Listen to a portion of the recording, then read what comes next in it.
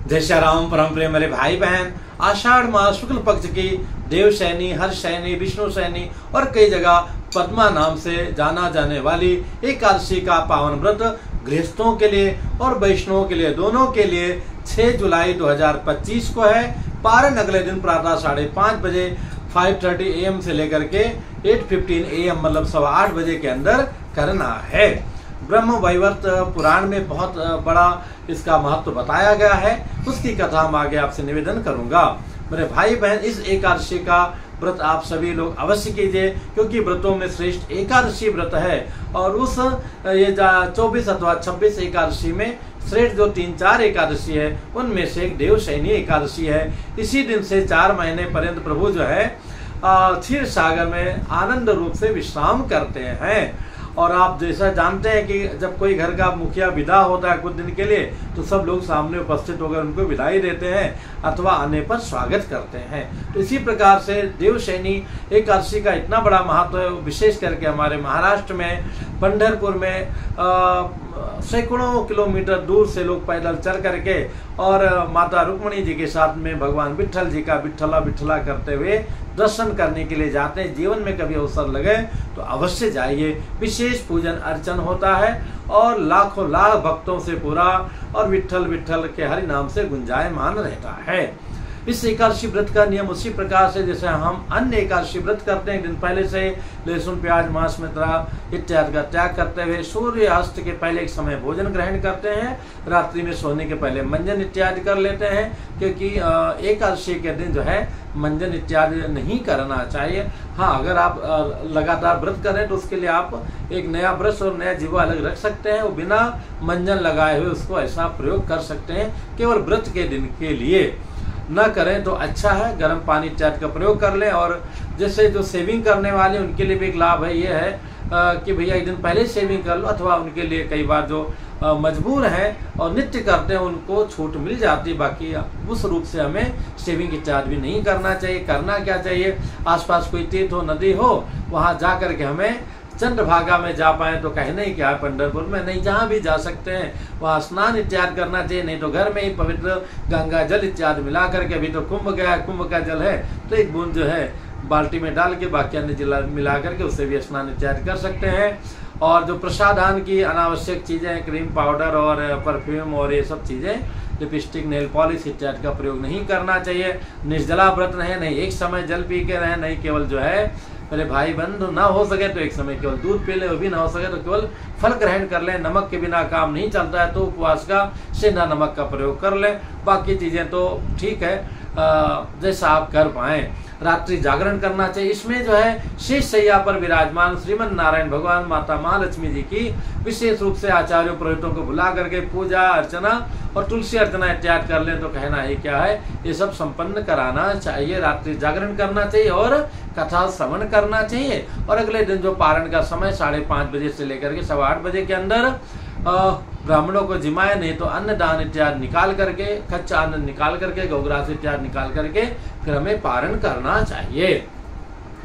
ये हर्षशयनी, विष्णुशयनी, देवशयनी नाम से जो प्रचलित एकादशी व्रत है, इस व्रत की कथा जो है युधिष्ठिर जी के पूछने पर भगवान श्री कृष्ण जी ने कहा, जिससे आप मुझसे प्रश्न कर रहे हैं कि मनुष्य जो है अनंत अनंत पाप करता है, जानबूझ करके सारे पापों से मुक्ति कैसे मिले।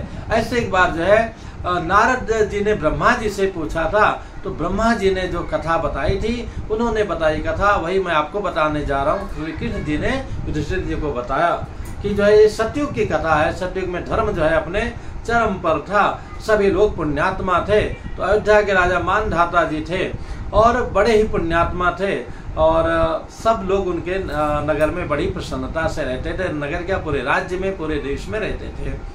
लेकिन कालांतर में जो है उनको भी ज्ञात नहीं था कि कब विपत्ति आ जाएगी मेरे भाई बहन। तो ऐसे में जो है 3 वर्ष तक लगातार वृष्टि नहीं, यानी कि बारिश नहीं हुई, जिसके कारण जो है अकाल पड़ गया, सूखा पड़ गया, फसलें नहीं हो रही थी, पूरी प्रजा त्राहि त्राहि करने लगी।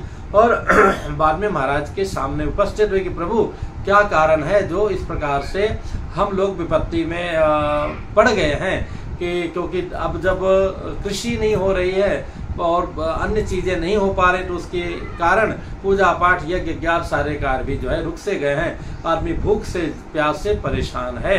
मानधाता भी बड़े दुखी हुए कि कैसे इसका उपचार हो। वो उसका जो है उपाय ढूंढने के लिए भटकते भटकते जो है ब्रह्मा जी के पुत्र अंगिरा ऋषि के आश्रम में जाते हैं, नतमस्तक होते हैं, प्रणाम करते हैं, उनको अपना आने का कारण बताते हैं। ध्यान लगाकर अंगिरा ऋषि जी ने कहा कि आपके राज्य में एक जो है कोई योग्य व्यक्ति, आज के समय में आप आतंकवादी कह सकते हैं, अथवा अभी तो देखिए कथावाचक के नाम पर कितनी लड़ाइयाँ अनावश्यक लोग लड़ रहे हैं। अरे भैया, एक नकली डॉक्टर आ जाएगा, आपको इंजेक्शन लगाएगा, आपको दवाइयाँ देगा, तो आपको जीना क्या, आप जो है मृत्यु लोक को प्राप्त हो जाओगे। इसी प्रकार से हर एक विधा में जो कुशलता है, जो उसका मापदंड बताया गया है, उसी प्रकार से करने वालों का स्वागत होना चाहिए, होता है, ये भी सच है। लेकिन राजनीति जो ना करा दे, तो उस समय वहां भी एक जो है ऐसा व्यक्ति जो अयोग्य व्यक्ति था, जिसको यज्ञ वगैरह नहीं करना चाहिए था, वो यज्ञ कर रहा था। तो उसके कारण जैसे आज अभी आप देखे होंगे कि इजराइल ने जो है इराक को भी जय जय सिया राम कर दिया। क्यों? क्योंकि वो परमाणु बना रहा था। या अपना देश भारत ने पाकिस्तान को उस जगह को नष्ट किया, टारगेट किया, क्योंकि उसके पास, दुष्ट व्यक्ति के पास में परमाणु बम रहेगा, तो वो जो है सृष्टि का विनाश करेगा, दुरुपयोग करेगा। इसी प्रकार से जब अनावश्यक व्यक्ति शक्ति पा जाएगा, बंदर के हाथ में बंदूक आ जाए या दुष्ट व्यक्ति के हाथ में आ जाए शक्ति, तो जो है दुरुपयोग करके प्रजा को परेशान करेगा। तो इसी प्रकार से जो है वो तप कर रहा था, अगर वो तप में सफल हो जाता तो जो है वो परेशान करता। तो अंगिरा ऋषि ने कहा महाराज उसका वध करना उचित है, पर वो पुण्यात्मा राजा थे, सतयुग था। उन्होंने कहा अच्छा, सतयुग में थोड़ा भी पाप का प्रभाव पड़ता था, कलयुग में तो देखिए कितने महापापी पापी लोग हैं, वहां उस समय थोड़ा भी पाप का, देखिए एक व्यक्ति पाप कर रहा था, मतलब गलत भावना से तप कर रहा था, तो वो स्थिति हुई, पता चल गया। तो उन्होंने कहा महाराज कोई और उपाय बताइए कि कोई भी व्यक्ति चाहे किस भावना से तप कर रहा, उसका वध करना, उसको सजा देना उचित नहीं है तो भगवान की आराधना कर रहा है।